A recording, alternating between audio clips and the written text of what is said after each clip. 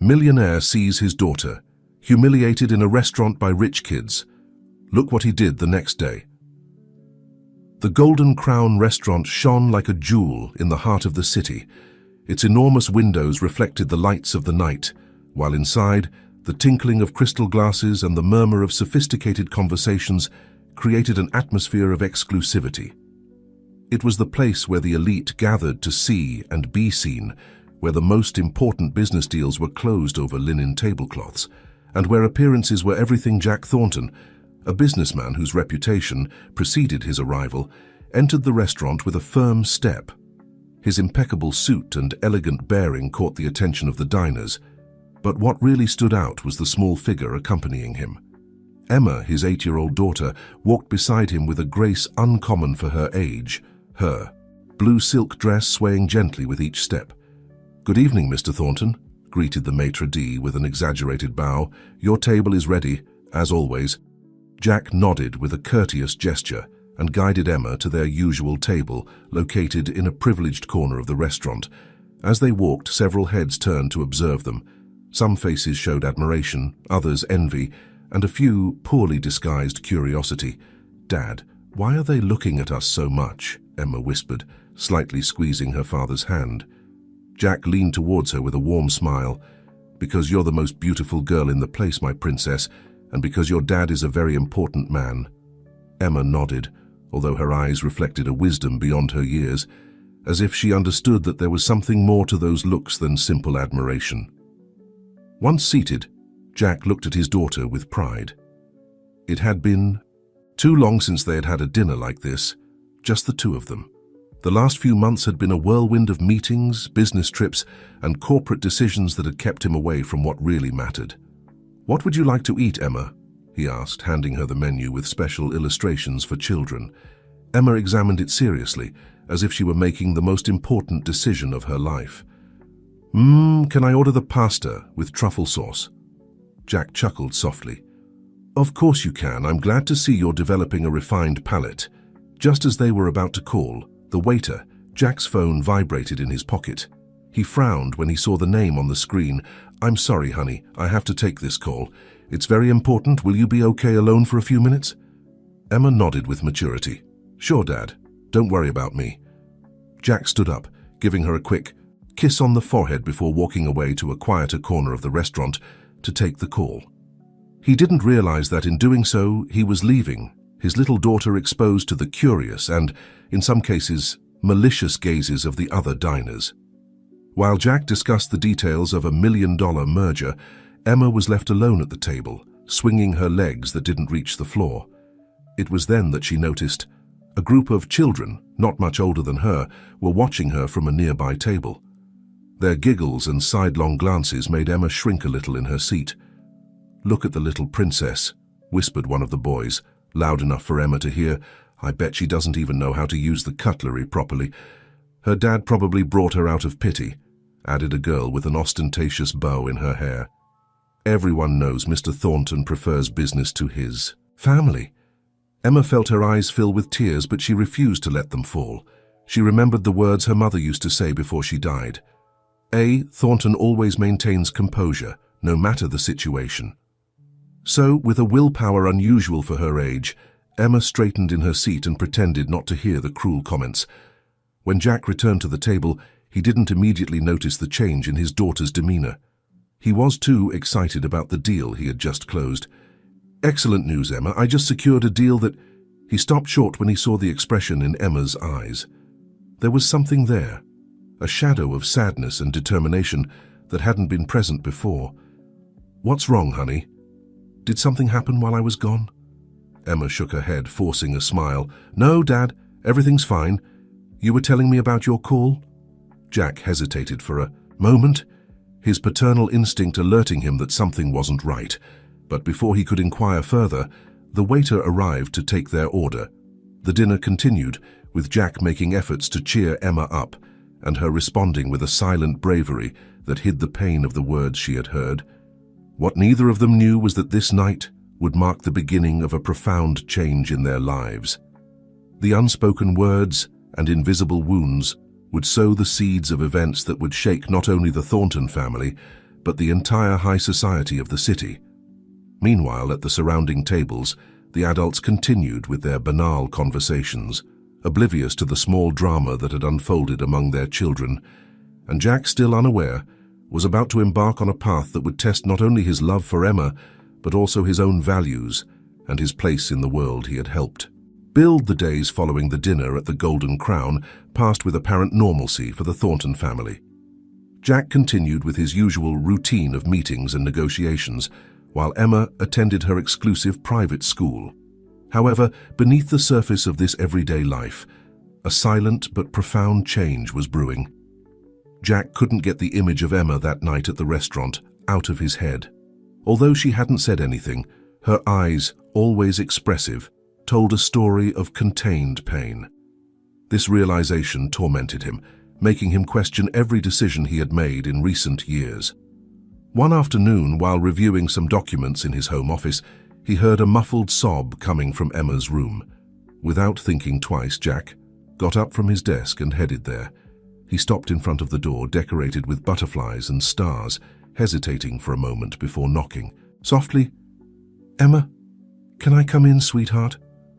There was no immediate response, just the sound of hurried movement. When he finally heard a weak, "Yes, Dad," Jack carefully opened the door.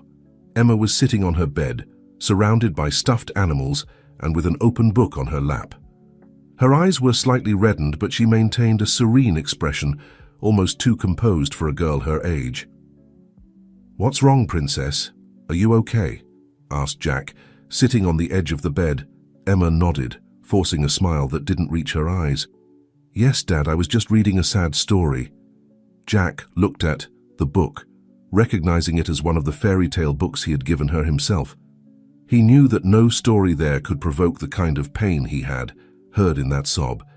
"Emma," he began, carefully choosing his words, "you know you can tell me anything, right?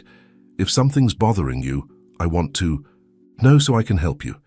For a moment, it seemed that Emma was going to maintain her facade, but then, as if a dam had broken, the tears began to flow freely. "The kids at school, they're like the ones at the restaurant," she sobbed. "They say horrible things, Dad, about you, about me, about Mom." Jack felt as if he had been punched in the stomach.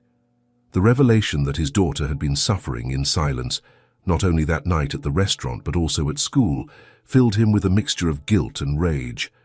"Oh, Emma," he murmured, pulling her into a protective embrace. "I'm so sorry, I should have noticed sooner." As he held his daughter, letting her cry on his shoulder, Jack realized how far he had strayed from what really mattered. He had been so focused on building an empire, on being the best in business, that he had neglected his most important role, being a father. "I promise things are going to change," he said with determination, pulling back slightly to look Emma in the eyes. "I won't let anyone hurt you like this again." Emma looked at him with a mixture of hope and doubt. "But Dad, how? You can't be with me all the time.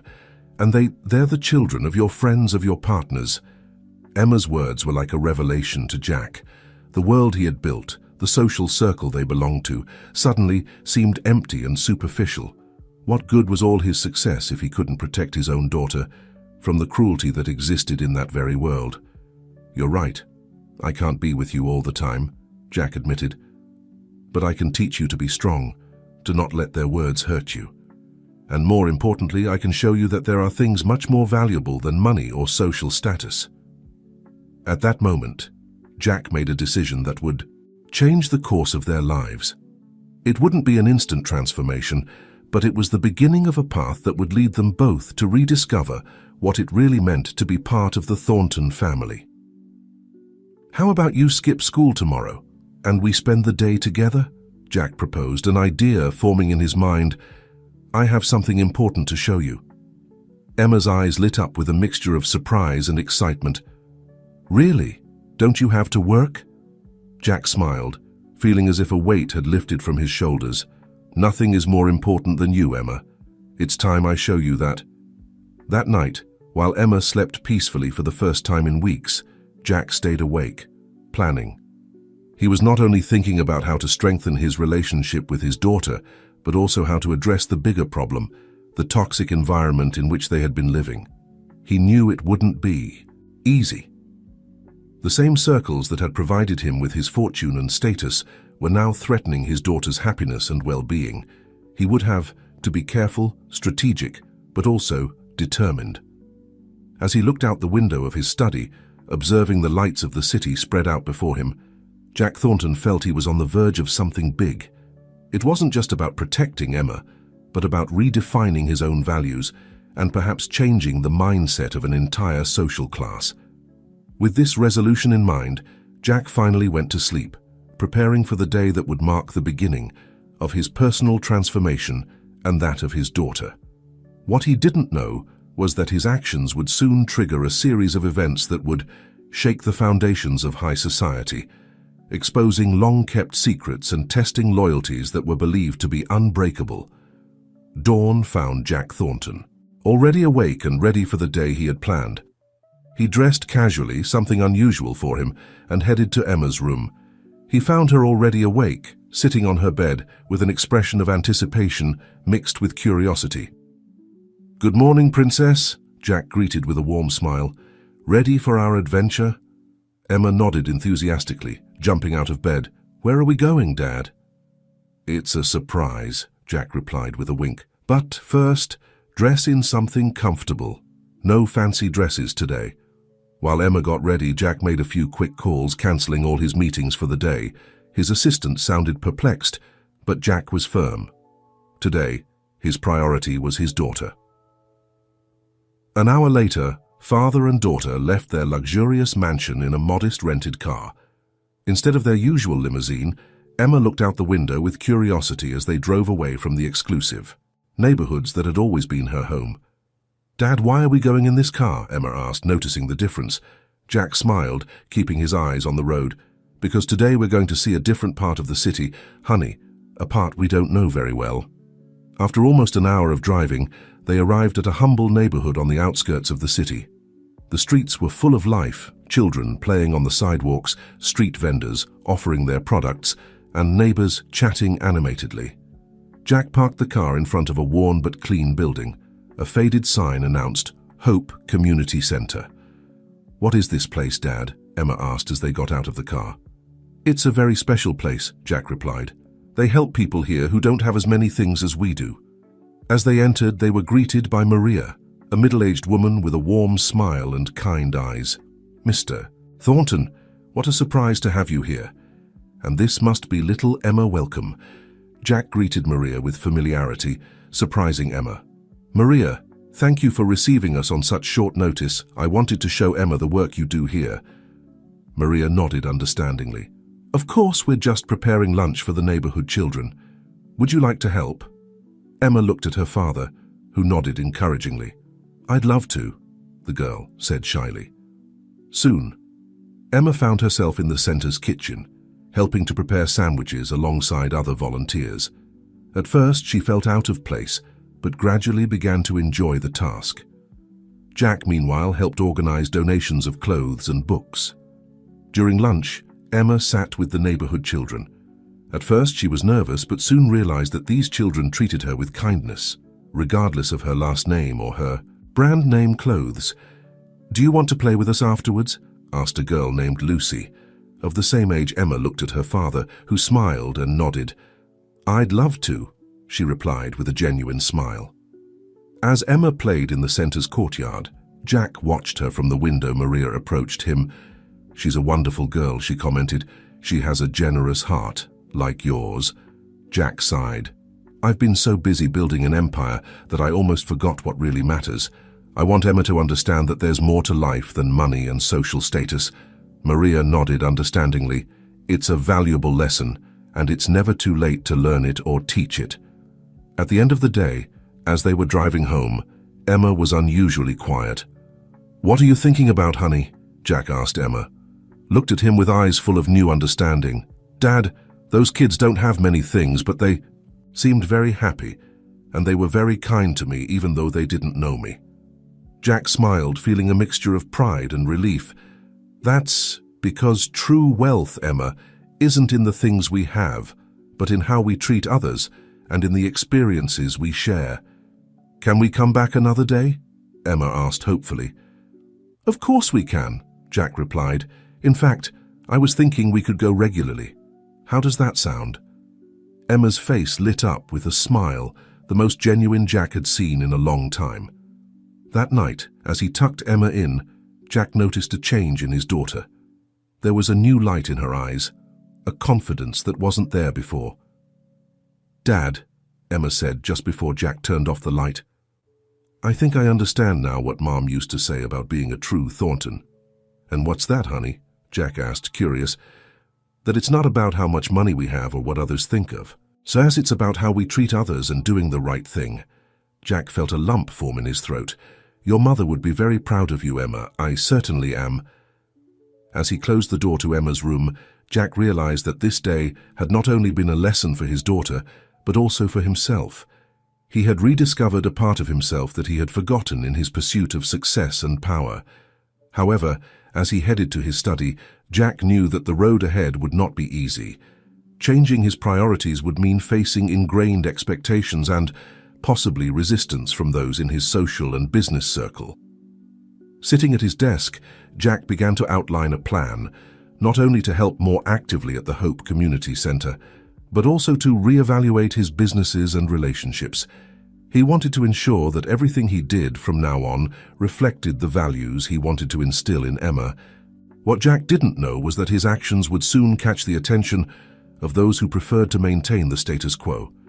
And among the shadows of high society, alliances and plots were already forming to protect the secrets that Jack's new path threatened to expose. The weeks following the visit to the Hope Community Center marked a notable change in the Thorntons' lives. Jack, true to his word, began to reorganize his schedule to spend more time with Emma and to become more involved in community projects. This change did not go unnoticed in high society circles.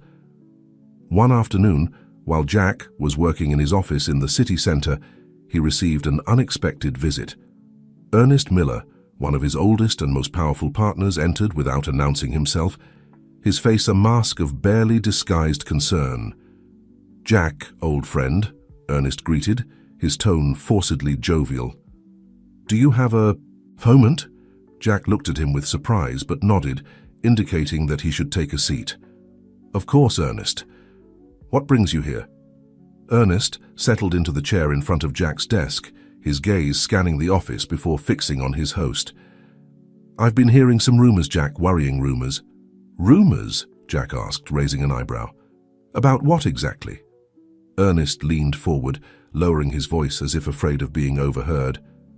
"They say you've been canceling important meetings, declining invitations to crucial events, and most alarmingly, you've been seen in, well, less than recommendable neighborhoods."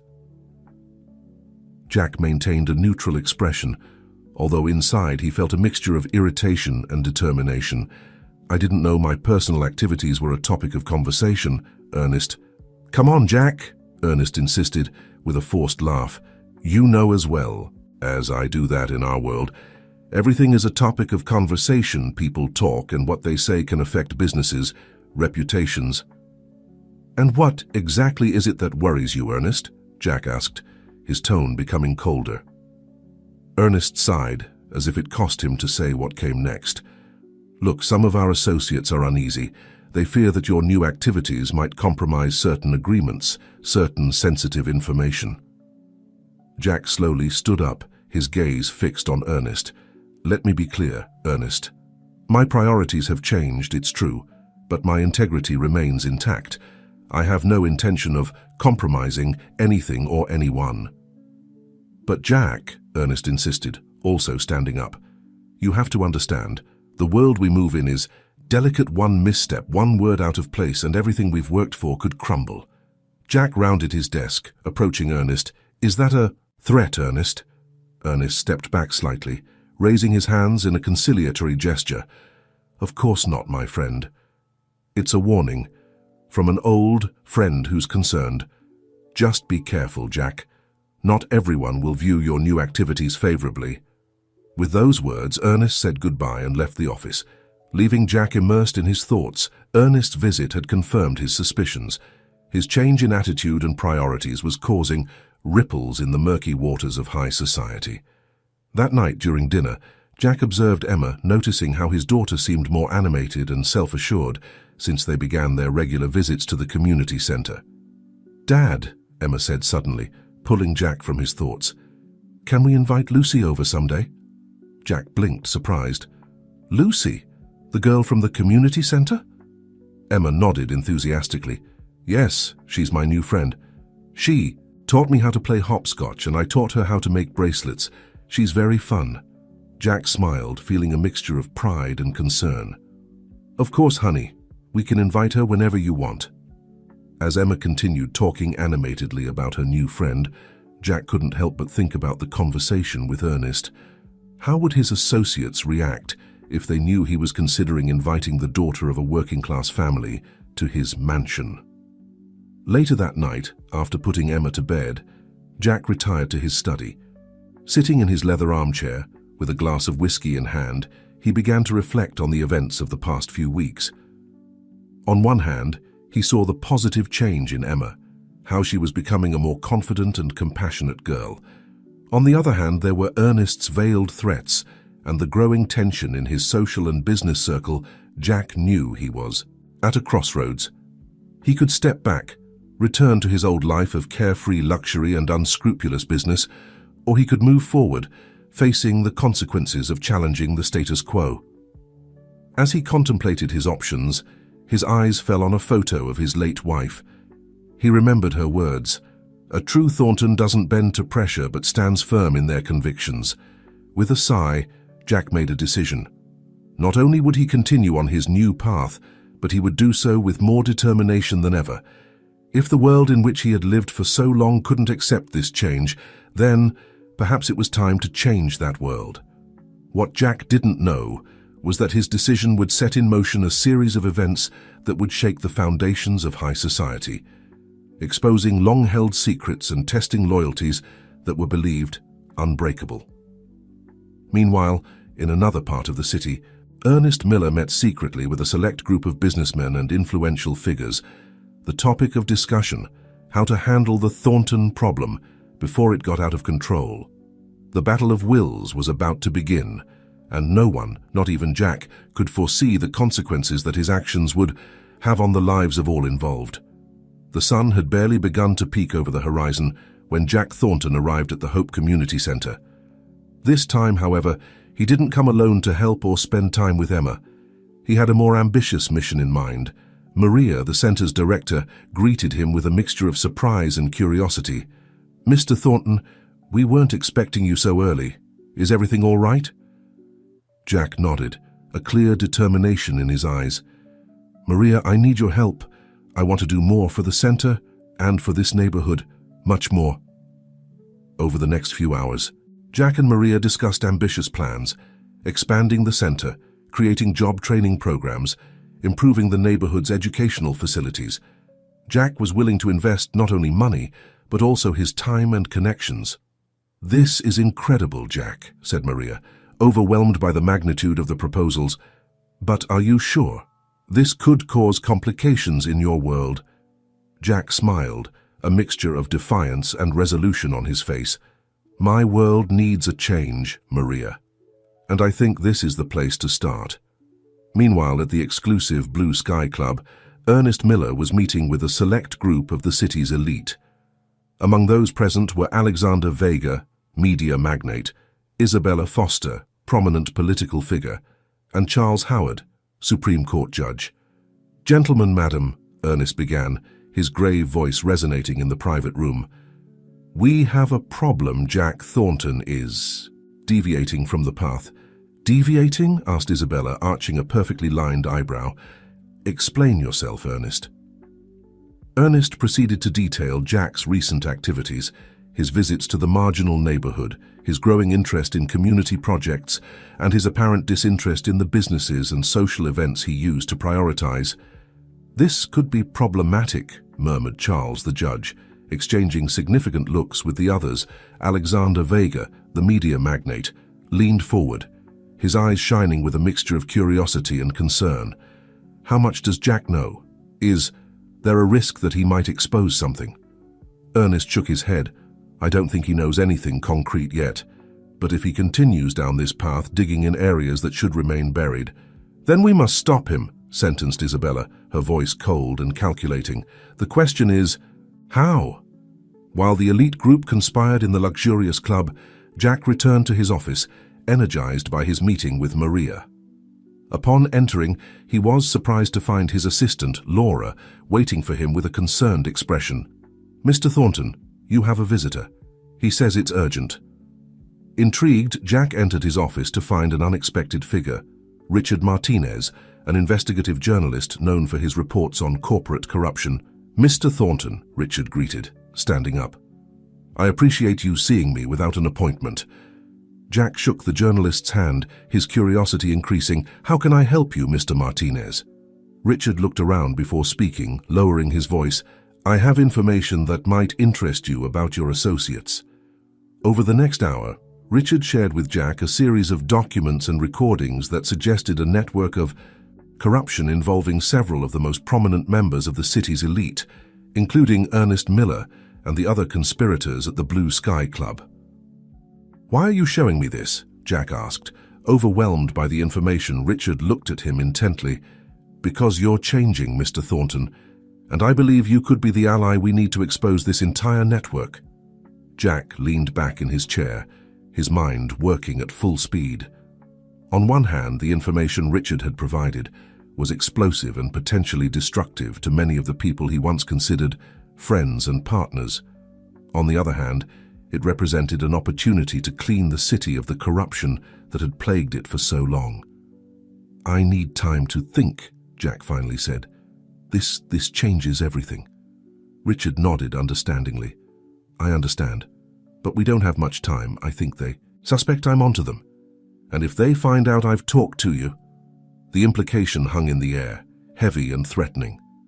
That night, as Jack had dinner with Emma, his mind was divided between the conversation with his daughter about her day at school and Richard's revelations. "Dad, are you okay?" Emma asked, noticing her father's distraction. "You seem worried." Jack forced a smile. "I'm fine, honey. Just thinking about some important decisions I have to make." Emma looked at him with wisdom beyond her years. "Mom always said that when you have to make a difficult decision, you should listen to your heart." Emma's words resonated deeply with Jack. He remembered why he had started all this change in the first place, to be a better father, to create a better world for his daughter. After putting Emma to bed, Jack retired to his study. He took out the documents Richard had given him and began to review them again. With each page he read, his resolve strengthened. He picked up his phone and dialed a number. "Richard, it's Jack Thornton. I'm in. What do you need me to do?" On the other side of the city, at the Blue Sky Club, Ernest Miller received an urgent call. "Mr. Miller, we have a problem. It seems Thornton has met with Richard Martinez." Ernest's face paled. "Gather the group now, things have just gotten complicated." As the night progressed, two forces prepared for an inevitable confrontation. On one side, Jack and his new and unexpected alliance with Richard Martinez. On the other, the elite group led by Ernest, willing to do whatever necessary to keep their secrets buried. What none of them knew was that their actions were about to unleash a series of events that would shake the very foundations of the city, exposing long-hidden truths and redefining loyalties that were believed unbreakable. And in the midst of all this, an 8-year-old girl slept peacefully, unaware of the whirlwind her father was about to unleash, all in the name of love and justice. The following days were a whirlwind of activity for Jack Thornton. In the mornings, he maintained his usual routine, breakfasts with Emma, taking her to school, and then heading to his office. But his afternoons and nights were now dedicated to a secret and dangerous purpose. In a small rented apartment in a discreet neighborhood, Jack met with Richard Martinez and a small team of trusted journalists and investigators. Together, they reviewed documents, analyzed recordings, and traced connections that revealed a network of corruption that extended far beyond what they had initially imagined. "This is bigger than we thought, Jack," Richard said one night, his face illuminated by his computer screen. "It doesn't just involve local businessmen and politicians. There are international connections, large-scale money laundering." Jack nodded gravely. I know, and with each passing day, I realize how much I've been part of this, even if indirectly. Don't be so hard on yourself, intervened Elena, a young journalist on the team. What's important is that you're doing the right thing now. Meanwhile, in the outside world, Jack's absence from social circles and corporate events did not go unnoticed. Rumors began to circulate, fueled by Ernest Miller's growing paranoia and his group. One afternoon, as Jack was picking Emma up from school, he noticed a black car that seemed to be following them. With his heart racing, he took an unexpected detour, confirming his suspicions when the vehicle continued behind them. Dad, why are we going this way? Emma asked, noticing the change of route. Jack forced a smile, trying to stay calm for his daughter's sake. I just wanted to take a different route today, honey. How about we go for ice cream? He managed to lose the car that was following them, but the incident left him deeply disturbed. That night, after making sure Emma was asleep, Jack called Richard. I think I'm being followed, he said quietly. We need to speed things up. Richard sighed on the other end of the line. I was afraid this would happen, Jack. Maybe you should consider sending Emma to a safe place for a while. The suggestion hit Jack like a punch to the stomach. The idea of separating from his daughter, even temporarily, caused him physical pain, but he knew Richard was right. Things were getting dangerous. The next day, Jack had a difficult conversation with Maria, the director of the Hope Community Center. Maria, I need to ask you a big favor, Jack began, his voice tense. Could you take care of Emma for a while, let's say a few weeks? Maria looked at him with concern. Jack, what's going on? You know I'd do anything for you and Emma, but this sounds serious. Jack told her an edited version of the situation, enough for her to understand the gravity without putting her in danger with too many details. Of course I'll take care of her, Maria finally said. But promise me you'll be careful, Jack. That girl needs you. That night, Jack had the most difficult conversation of his life with Emma. Honey, remember when we talked about doing the right thing, even when it's hard? Jack began, sitting on the edge of Emma's bed. Emma nodded, her big eyes fixed on her father. Yes, Dad, like when you decided to help more at the community center. Jack smiled sadly. Exactly. Well, now Dad is trying to do something very important and very right, but it could be a little dangerous for a while. Emma's eyes opened with alarm. Dangerous? Dad, what's going on? Don't worry, my love, Jack reassured her, though his heart was breaking. Everything will be all right, but to keep you safe, you're going to stay with Maria for a while. It'll be like a vacation at the community center. Emma threw herself into her father's arms, silent tears rolling down her cheeks. I don't want to leave you, Dad, I'm scared. Jack hugged her tightly, fighting back his own tears. I know, honey, I'm scared too, but sometimes doing the right thing means facing our fears. Do you remember what Mom used to say about being brave? Emma nodded against his chest. That being brave doesn't mean not being afraid, but doing the right thing despite the fear. Exactly, said Jack, pulling back slightly to look his daughter in the eyes. And you, my little Emma, are the bravest person I know. The next day, with a heavy heart, Jack took Emma to the Hope Community Center. As he watched his daughter walk away hand in hand with Maria, he felt as if a part of him was being torn away. But he knew it was necessary for Emma, for the memory of his wife, for the city he loved. He had to see this through to the end. Back in his car, Jack took a deep breath before dialing a number on his phone. Richard, I'm ready. It's time to make public everything we have. What Jack didn't know was that at that very moment, Ernest Miller and his group were putting their own desperate plan into motion to silence him. The final battle was about to begin, and the fate of many hung in the balance. The morning dawned gray and threatening, as if the sky itself sensed the storm that was about to break out in the city. Jack Thornton was in the newsroom of The Truth newspaper, along with Richard Martinez and his team of journalists. The atmosphere was tense, charged with anticipation and nervousness. Once we publish this, there's no turning back, Richard warned, his hand suspended over the keyboard, ready to send the article that would expose the corruption network. Jack nodded, his face a mask of determination. Do it, it's time for the truth to come to light. With a click, the article was published online, and the presses began to print the special edition of the newspaper. Within minutes, social media exploded with the news, and the main television networks interrupted their regular programming to cover the scandal.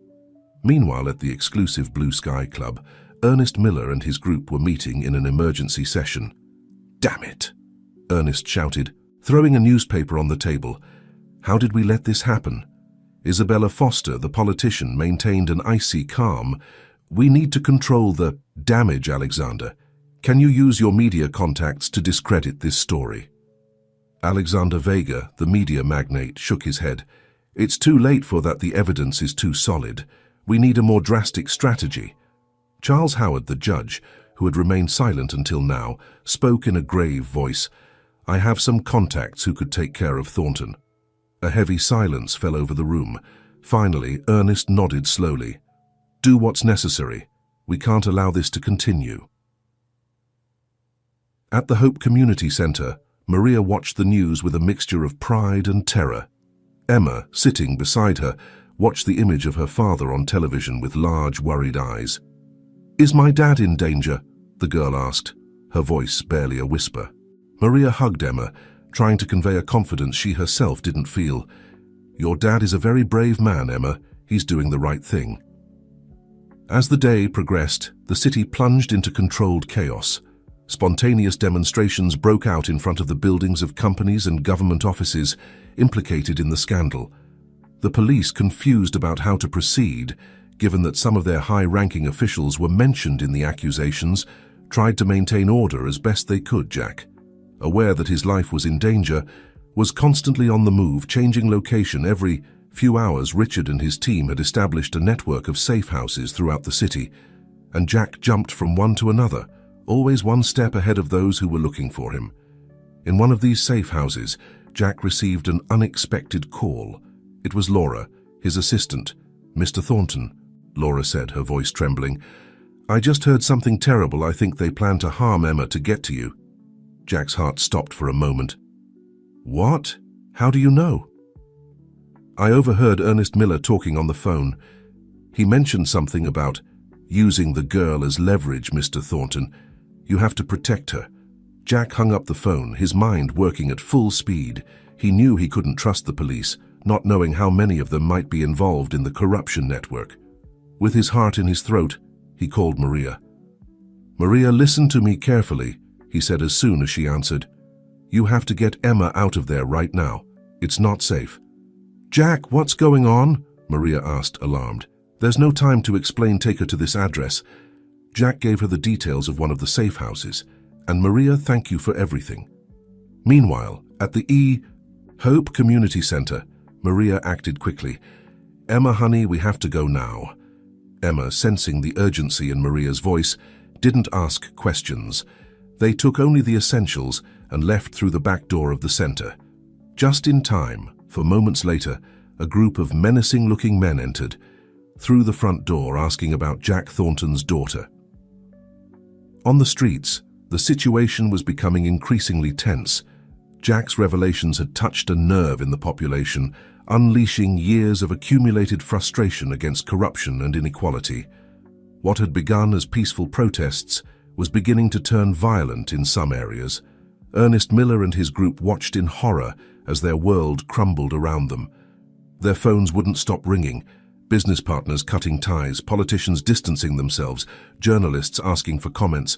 "This is getting out of hand," muttered Alexander Vega, watching images of the protests on television. Isabella Foster, always the strategist, intervened.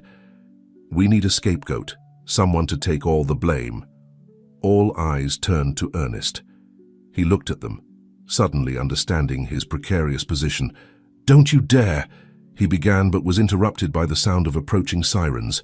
Moments later, the police burst into the Blue Sky Club, but they weren't the corrupt officers they had expected to protect them.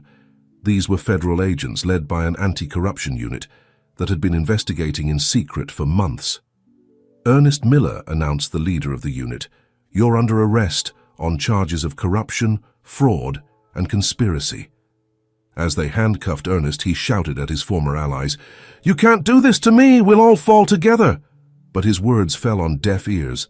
The group that had once Controlled the city from the shadows was now crumbling, each desperately trying to save themselves. In another part of the city, Jack finally reunited with Emma and Maria in the safe house.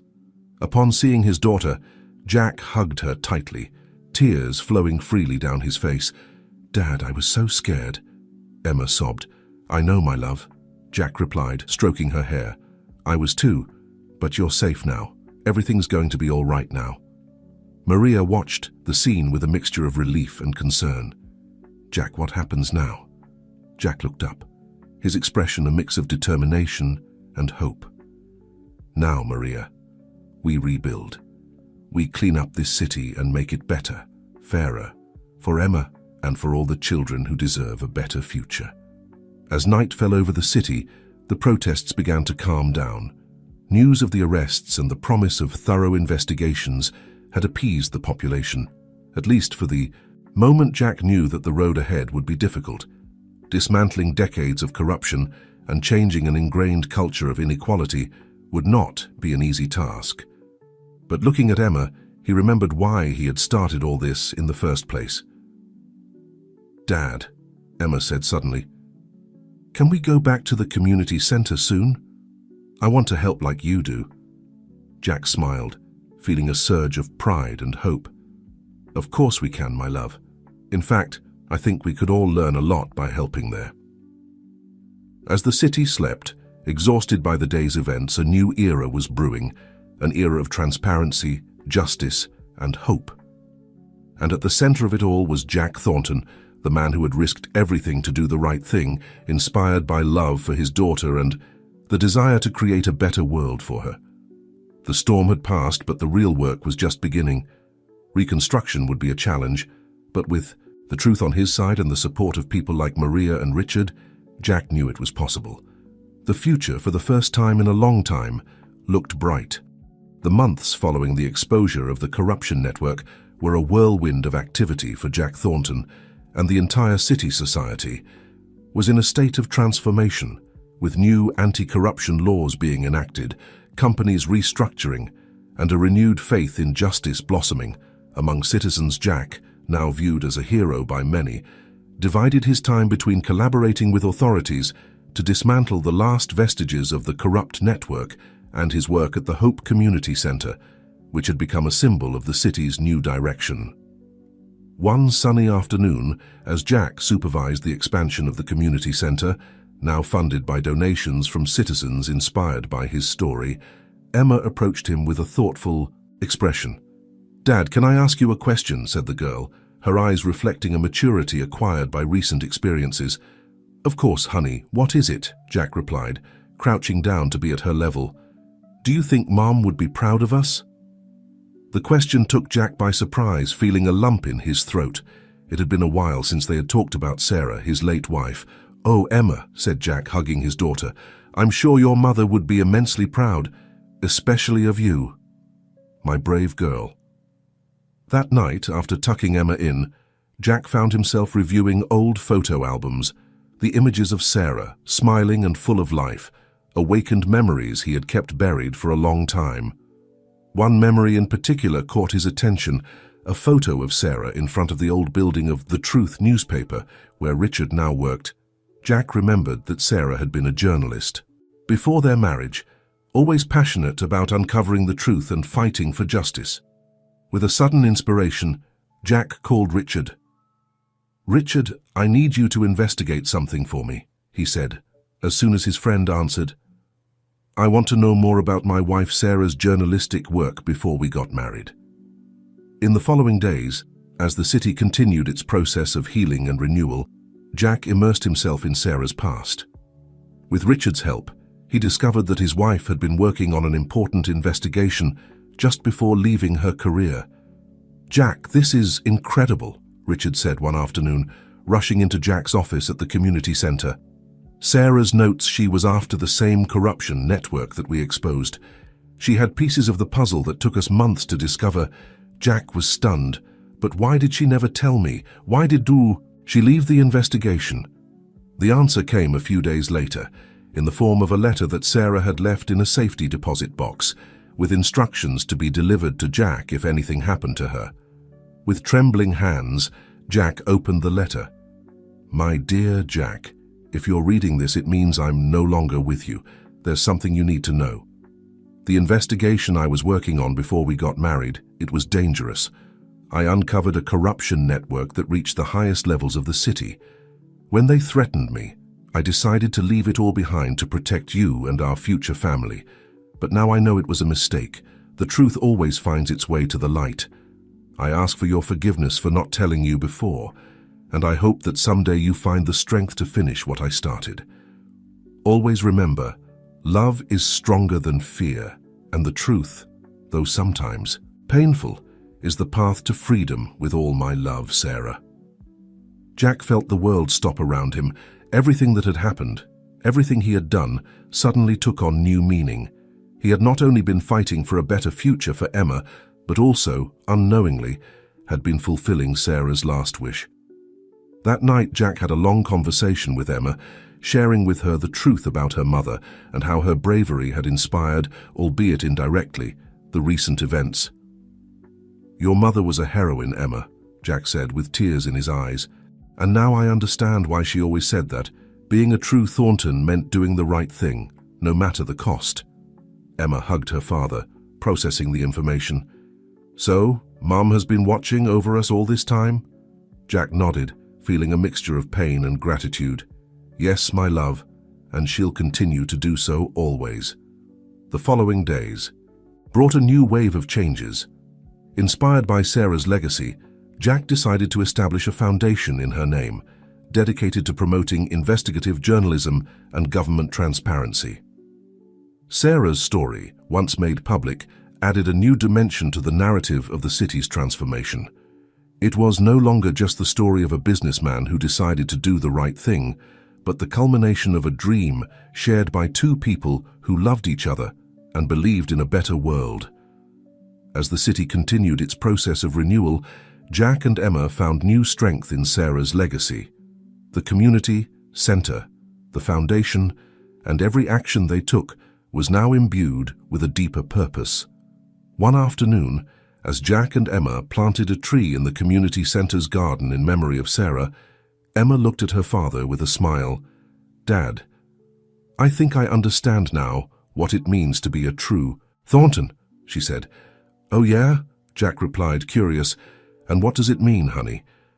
"It means never forgetting where we come from, fighting for what's right, and always leaving the world a little better than we found it," Emma responded with conviction. Jack felt his heart swell with pride and love.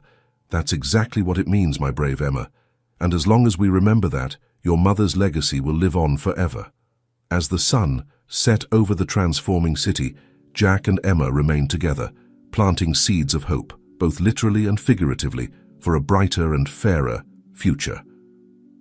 The road ahead would still be challenging, but with Sarah's memory guiding them and their mutual love strengthening them, they knew they could face any obstacle that came their way. As the months passed, the city experienced a remarkable transformation. Jack Thornton's anti-corruption initiatives, backed by Sarah's newly discovered legacy, were bearing visible fruit. However, as often happens with significant changes, not everyone was happy with the new direction society was taking. One morning, as Jack was reviewing plans for a new affordable housing project, he received an urgent call from Richard. "Jack, we have a problem," Richard said, his voice tense. "It seems that some of Ernest Miller's old allies are regrouping. They're trying to undermine our reform efforts." Jack frowned, feeling a familiar sense of unease. What exactly are they doing? They're using their remaining connections to block key legislation, spread misinformation, and more worryingly, they're trying to discredit your reputation. And the mention of Sarah made Jack clench his fist. Months had passed since the truth about her investigation came to light, and the idea of someone trying to tarnish her memory was unbearable to him. "We need to face this head-on," Jack said with determination. "Organize a press conference. It's time we speak directly to the people." The following days were a whirlwind of preparations. Jack worked tirelessly with Richard and his team to gather all the necessary evidence to counter the accusations that were being propagated. Meanwhile, at home, Emma noticed the growing tension in her father. "Dad, "Is everything okay?" she asked one night as they were having dinner. Jack tried to smile, but the weariness was evident in his eyes. "Yes, honey, I'm just a little worried about work." Emma looked at him with wisdom beyond her years. "It's the bad men again, isn't it? The ones who don't want the city to improve." Jack was surprised by his daughter's insight. "Yes, Emma, there are people who aren't happy with the changes we're making. But don't worry, we're going to solve it." "Can I help?" Emma asked, her eyes shining with determination.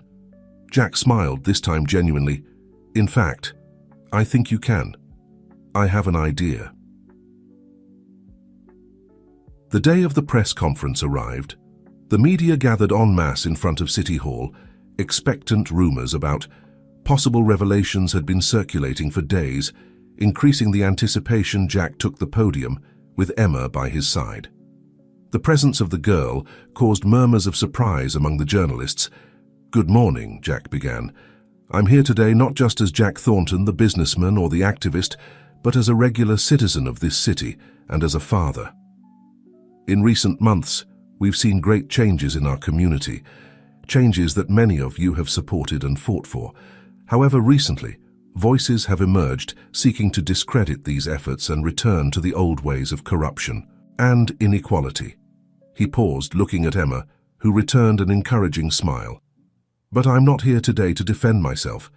I'm here to remind us all why we started this journey in the first place. For our children, for our future. My late wife, Sarah, began this fight years ago, risking everything for the truth. And today, her daughter, our daughter, wants to tell you something." Jack stepped away from the microphone, giving way to Emma. The girl stood on tiptoes to reach the microphone, her clear and firm voice resonating in the square. "My name is Emma Thornton," she began, "and I want to tell you about the city I dream of. A city where all children have a safe home, where they can go to school without fear, where their parents have fair jobs, a city where no one has to hide or lie to be safe." The journalists listened in silence, captivated by the sincerity and vision of the little girl. "I know there are people who want things to go back to the way they were before," Emma continued. "But I ask you, is that what you want for your children, for your grandchildren? My mum and dad taught me that being brave doesn't mean not being afraid, but doing the right thing despite the fear. So I ask you, be brave with us. Help us build this city that we all deserve." When Emma finished, a momentary silence was followed by thunderous applause. Jack, with tears in his eyes, hugged his daughter. Aware that he had just witnessed a historic moment in the days that followed, Emma's speech went viral. The image of the little girl speaking with such passion and clarity about a better future touched people's hearts in a way that no political speech could have done. Public support for Jack's reforms strengthened attempts to discredit him, lost strength in the face of the honesty and hope represented by Emma. Even some of the former opponents began to reconsider their positions. However, not everything was rosy. One night, as Jack and Emma were returning from the community center, they noticed that someone had spray-painted graffiti on their front door. "Traitors" was written in large red letters. Emma clung to her father's hand. "Dad, why would someone do this?" Jack sighed, hugging his daughter. "Because change scares some people, honey, but we won't let this stop us, right?" Emma shook her head, her determination evident. "No, we won't. Mom wouldn't have given up, and neither will we." The next day, instead of simply cleaning off the graffiti, Jack and Emma invited neighbors and children from the community center to paint a mural on the door. The result was a colorful representation of the city of their dreams, full of hope and unity. As they worked on the mural, more and more people joined in, bringing food, music, and most importantly, their support. What had begun as an act of vandalism turned into a community celebration. Richard, who had joined the activity, approached Jack. "You know, I think we just found our new campaign strategy." Jack looked at him, intrigued. "What do you mean?" "Instead of fighting against negativity, we're going to drown it out with positivity, community murals, cleanup events, mentoring programs. Let's make people not just dream of a better city, but actively participate in its creation." Jack smiled, watching Emma laugh as she painted with other children. You know, I think you're right, and I think I know the perfect ambassador for this movement. In the months that followed, the city experienced a revolution of color and hope. Murals bloomed in previously forgotten neighborhoods, community programs sprang up on every corner, and people began to take an active role in transforming their environment. Emma, with her boundless energy and clear vision, became the face of this new movement. Her innocence and determination inspired young and old alike. And although challenges continued, the resistance of those who opposed change met with an even more powerful force, the collective hope of a city that had rediscovered its heart. Jack, observing all of this, couldn't help but think of Sarah. "We did it, love," he whispered one night, looking at the stars. "Not in the way we expected, but we did it. The city was far from perfect, but it was on its way, and with each stroke of color, each act of kindness, each new community initiative, it came a little closer to the dream that Sarah had had, that Jack had continued, and that Emma now led into the future." As the transformation of the city progressed, driven by Jack's vision and Emma's contagious enthusiasm, new challenges emerged on the horizon. Progress, although welcome by many, brought with it unexpected consequences that threatened to destabilize the delicate balance they had achieved. One morning, as Jack was reviewing reports from the latest urban renewal project, Richard burst into his office, his face tense with concern. "Jack, we have a problem," he said, placing a stack of documents on the desk. "The new transparency policies and development projects are causing an exodus of some important companies. They're threatening to take thousands of jobs with them if we don't soften some of the regulations." Jack frowned, flipping through the documents. "We can't turn back now, Richard. We've come too far." "I know," Richard replied, running a hand through his hair in frustration. "But people are starting to worry if we lose those jobs, we could face an economic crisis." Jack leaned back in his chair, feeling the weight of responsibility on his shoulders. They had fought so hard to clean the city of corruption, but at what cost? Were they trading one problem for another? That night, during dinner, Emma noticed the concern on her father's face. "Dad, what's wrong? You look sad." Jack tried to smile, but Emma had developed a skill for seeing through his facades. "It's complicated, honey. Sometimes doing the right thing has difficult consequences." Emma looked at him thoughtfully. "Like when we had to move from the community center to keep me safe. It was hard, but it turned out okay in the end." Jack felt a surge of pride for his daughter's wisdom. "Exactly. But this time, a lot of people could lose their jobs if we go ahead with our plans." Emma frowned, processing the information. "But Dad, didn't you say those companies weren't playing fair? Isn't it better to have fewer jobs, but good jobs?" Emma's words resonated in Jack's mind. She was right, of course, but reality was more complicated than that. However, his daughter's perspective reminded him why they had started all this in the first place. The next day, Jack called an emergency meeting with his team and community leaders. The tension in the room was palpable as Jack explained the situation. "We can't back down on our reforms," he finally declared, "but we also can't ignore the economic impact. We need to find a solution that keeps our principles intact while ensuring the well-being of our citizens." Over the next few weeks, Jack and his team worked tirelessly on a new plan. They proposed incentives for companies that adhered to the new ethical standards, retraining programs for workers in transitioning industries, and an initiative to attract new businesses committed to social responsibility. However, not everyone was convinced. Protests began to emerge, some in favor of staying the course, others demanding a return to old practices out of fear of unemployment. In the midst of this tumult, Emma had an idea. "Dad, what if we make people see what the city would be like if we keep going forward? Like when we painted the mural on our door."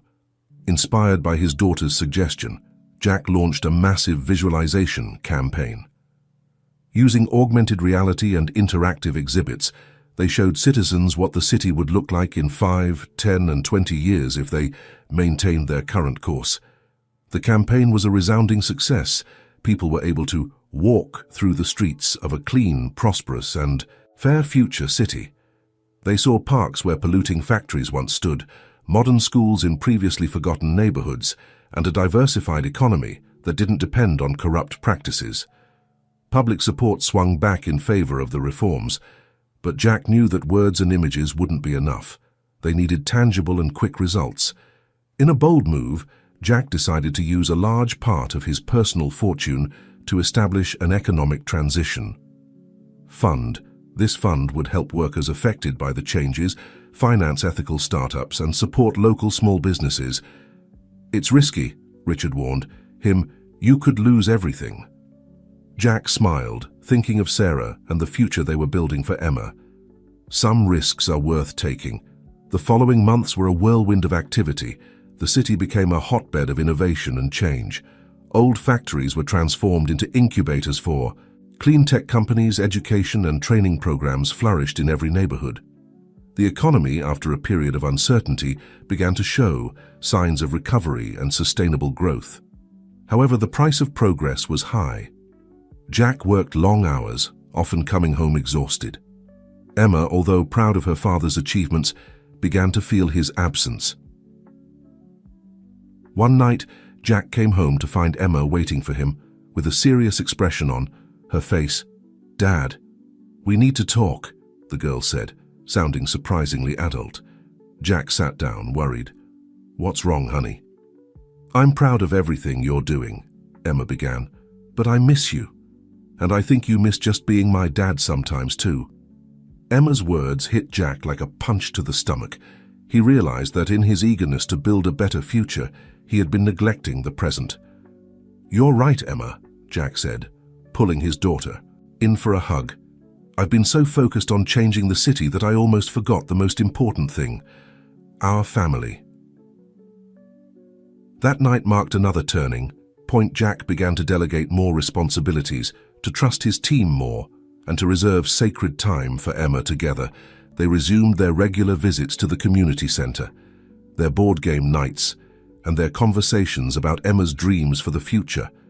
As the city continued its transformation, the anniversary of Sarah's death approached. Jack and Emma, although busy with their respective responsibilities, felt the weight of the date approaching. One afternoon, while reviewing old family photos, Emma found an image that caught her attention. It was a photograph of Sarah in front of an abandoned building, holding a sign that said, "Future Community Arts Center."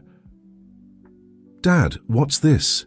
Emma asked, showing Jack the photo. Jack took the photograph, a mixture of nostalgia and surprise on his face. "This was a project your mother was working on before she left us. She wanted to turn that old building into an arts center for kids from disadvantaged neighborhoods. She never got to realize it." Emma looked at the photo and then at her father, a spark of determination in her eyes. "What if we make it happen, Dad? As a gift for Mom?" Emma's idea ignited something in Jack. They did some research and discovered that the building was still abandoned, forgotten amidst all the changes the city had experienced. With renewed energy, Jack and Emma embarked on the mission of making Sarah's dream a reality. They contacted local artists, educators, and community leaders. The response was overwhelmingly positive, with many offering their time and resources for the project. However, not everything was easy. The building needed extensive repairs, and costs threatened to exceed the initial budget. Additionally, some neighbors expressed concerns about the increased traffic and noise that an arts center might bring to the area. Jack and Emma were not discouraged. They organized community meetings, listened to neighbors' concerns, and worked on collaborative solutions. Emma, with her natural charisma, became the face of the project, speaking passionately about how art could transform lives and communities. As Sarah's death anniversary approached, the project faced its biggest challenge. A group of developers, seeing the potential of the area now that the city was improving, made an offer to buy the building and surrounding land to build luxury condominiums. The offer was tempting for the city council, who saw an opportunity to increase tax revenues. Jack found himself once again in a difficult position, fighting against the same types of interests he once represented. It was Emma who proposed the solution. "Dad, what if we make the arts center more than just for kids? What if we include spaces for local artists to sell their work, classes for adults, and maybe even a small cafe? That way it could generate income and be self-sustainable." Emma's idea was the turning point. With a revised business plan that demonstrated the economic viability of the project, in addition to its social value, Jack managed to convince the City Council to approve the Sarah Thornton Arts Centre. On the anniversary of Sarah's death, instead of a somber ceremony, the city witnessed the grand opening of the centre. The building, once abandoned and forgotten, now shone with colourful murals, its hallways filled with children's laughter and the sound of music and creation. Jack and Emma cut the inaugural ribbon together, surrounded by friends, family and community members. Richard, Maria from the community centre, and many others who had been part of their journey were there to celebrate. "Your mother would be so proud," Jack said to Emma, with tears in his eyes as they watched children explore the new facilities. Emma squeezed her father's hand. "I know, Dad, I can feel her here with us." In the months that followed, the Sarah Thornton Arts Centre became a beacon of creativity and hope in the city. Children who had never had access to art education discovered hidden talents. Local artists found a space to exhibit and sell their work. The cafe became a popular meeting point, fostering community connections. But beyond its direct impact, the centre symbolized something bigger. It was a testament to how dreams, even those interrupted, could take on new life. It was a reminder that positive change, though difficult and sometimes painful, was possible. For Jack, the centre represented the culmination of a journey that had begun years ago when he decided to do the right thing, inspired by love for his daughter and the memory of his wife. He saw in every brushstroke, in every musical note, in every smile of the children who passed through its doors, Sarah's living legacy. And for Emma, the centre was a fulfilled promise and a new beginning. She had helped make her mother's dream a reality, and in the process had discovered her own passion for art and community service. She spent much of her free time at the centre, teaching younger children and developing her own artistic skills one afternoon. As Jack watched Emma guide a group of children in an art project, he realized that Sarah's true legacy wasn't the building or the programs, but the spirit of compassion, creativity and courage she had passed on to their daughter. The Sarah Thornton Arts Centre became a symbol of the city's transformation, a tangible reminder that a dream nurtured with love and determination could flourish even in the most unexpected places. And for Jack and Emma, it was a home away from home, a place where past, present and future intertwined in a beautiful symphony of colour and hope.